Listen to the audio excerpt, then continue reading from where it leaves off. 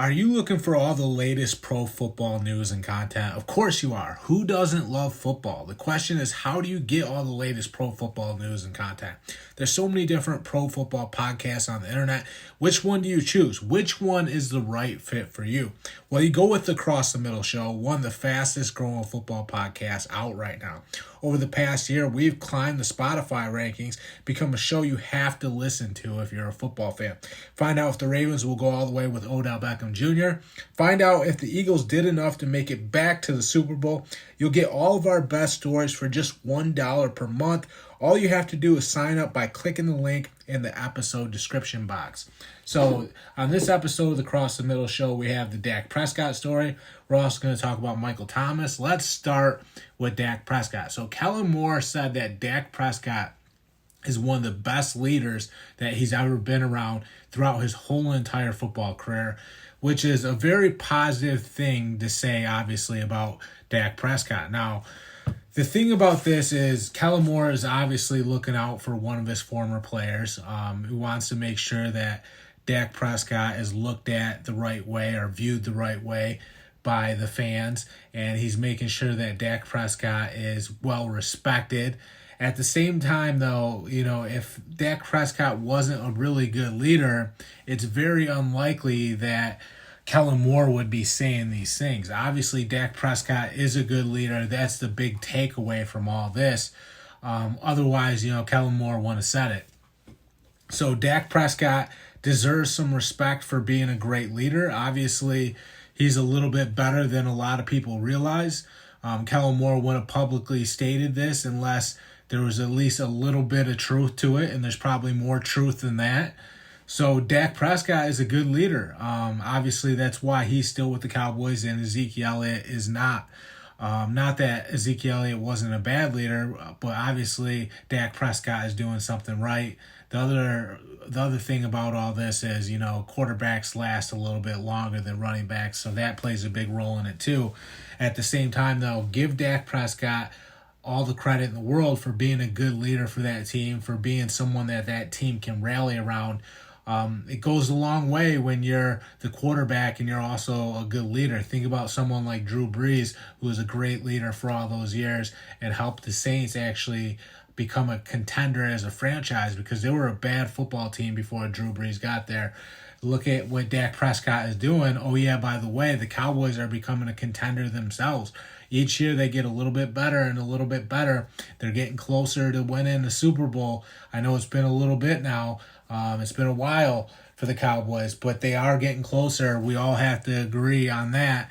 At least they're making the playoffs. At least, they beat the Bucs last year, knocked out Tom Brady and the Bucs. Give the Cowboys credit. Give Dak Prescott some credit because if he was a terrible leader, Kellen Moore would have just not said anything. We wouldn't have got this quote from Kellen Moore saying, Dak Prescott is one of the best leaders he's ever been around. I mean, that's very telling, too, because remember, Kellen Moore played at Boise State.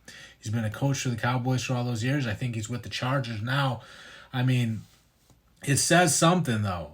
It says that, Dak Prescott is at least doing something right. He's guiding those players in the right direction. He's taking accountability. He's leading from the front. He's taking responsibility. He makes sure that everyone's focused on football while they're there. He at least takes the job seriously. And he, it's probably the reason he was so successful at Mississippi State too. He did some things in college that made you, think, hey, this Dak Prescott guy is a really good football player, gets to the NFL, does a lot of the same things that we saw when he was at Mississippi State. To me, that's very telling because if you have success in college and now you're having success in the pros, you're obviously doing something right. That seems to be the case with Dak Prescott. He's a leader. He's been a leader for most of his pro football career. He's had to overcome some things off the field too. There's no doubt about that. He's done those things. I mean, the guy has some character. There's no doubt about that. The guy is a good football player. The guy is one of the best leaders Kellen Moore has ever been around. That's a hell of a comment to make about someone because it's a great accomplishment to be viewed as a great leader. and someone that can be counted on, someone that is going to, without a doubt, make that football team better because he wants to win. He has a burning desire to win. He's going to do whatever it takes to win.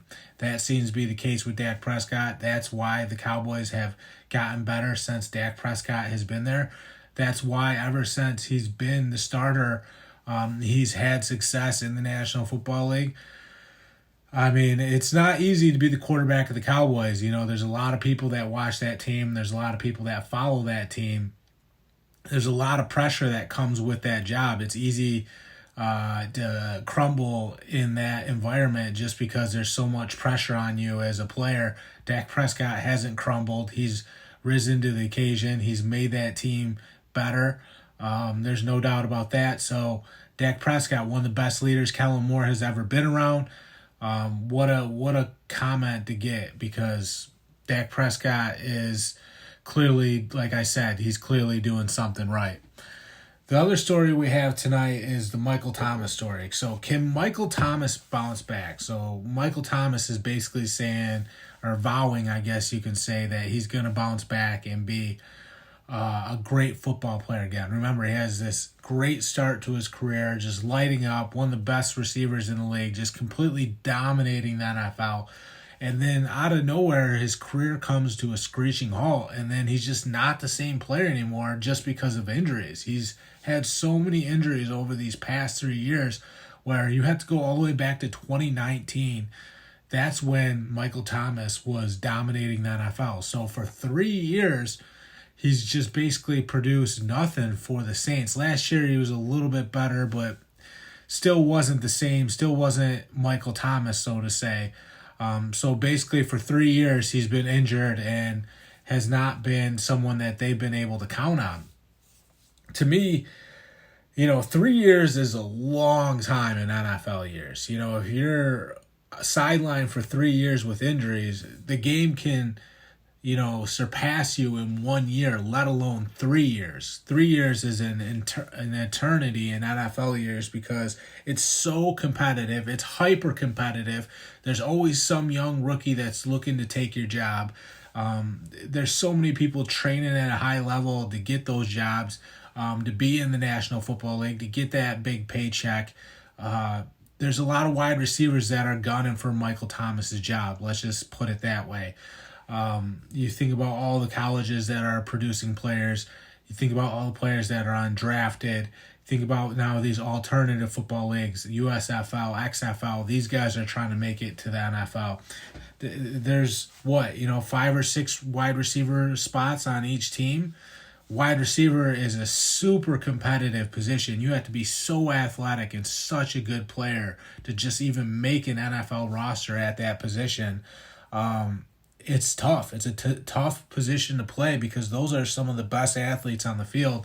There's no doubt about that. Well, Michael Thomas has been basically sidelined for 3 years, hasn't been the same Michael Thomas that we were used to seeing early on in his career. He vows to make it back to be the same player that he once was, wants to do it this year, wants to do it with Derek Carr. Well, we got to find out if this guy can do it. Can he make it back? Can he be the same Michael Thomas that he once was? It's going to be tough to be that type of player that he once was. I don't know if you're going to see the 1,000-yard, 10 touchdowns player that he was early on in his career.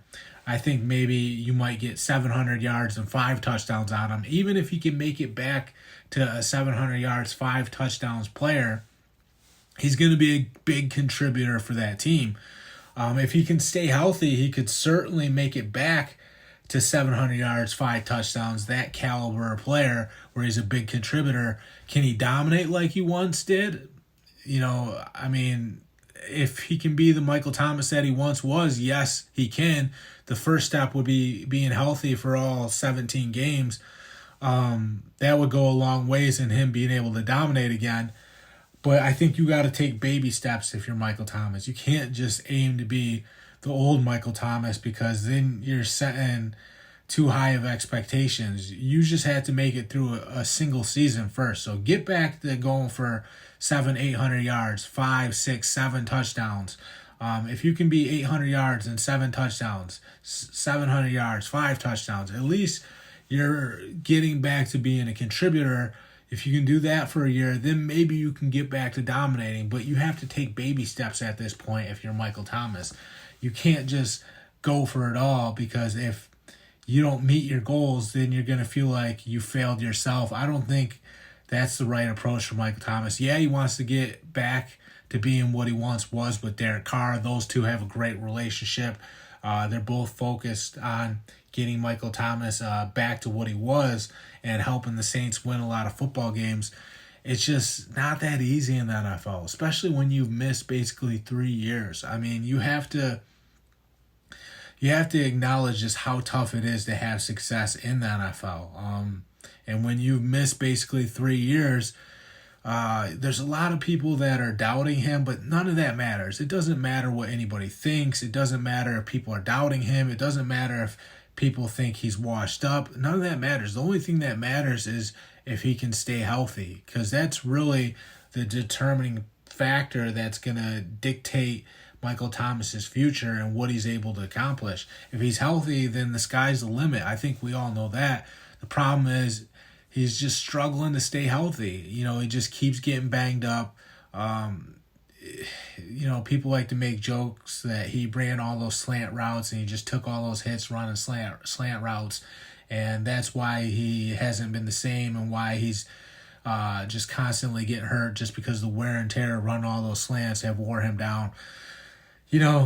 I think people like to sum players up, and a lot of times it's just too simple to sum someone up like that. There's more to players than what we try to sum them up as. Maybe he's been dealing with a lot of injuries and a lot of different issues that have kind of held him back and have been a hurdle for him to overcome. But, if this is the year that he can just stay healthy and suit up for every game, I know one thing: it's going to be huge for the Saints. It's going to help Derek Carr hit the ground running with this new team. I know it's going to be a big contributor or a big factor for the Saints moving forward.